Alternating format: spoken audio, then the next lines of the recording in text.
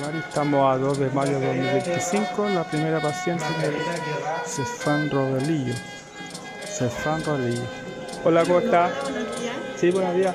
Adelante, voy a abrirle. Gracias. ¿Qué piso? Yo la ¿qué llevo, me va a llevar? yo la llevo. ¿Es la primera vez que viene? A ver, Permiso. no la aguanto, jefe.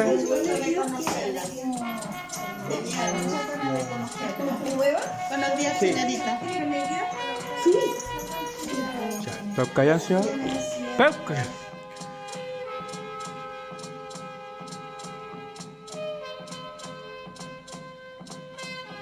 Mayo, estamos a viernes 2 de mayo 2025, iniciando acá la atención en la Guante Sushemar, en el primer usuario, el Cefán Placeres, viernes 2 de mayo 2025.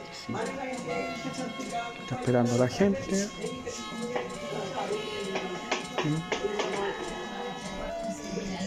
Afuera por ahí.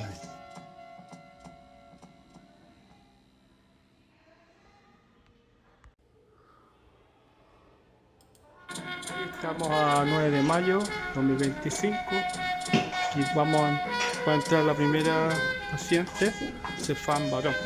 La primera, por favor, o el primero. Buenas tardes, señora. Adelante. La primera paciente.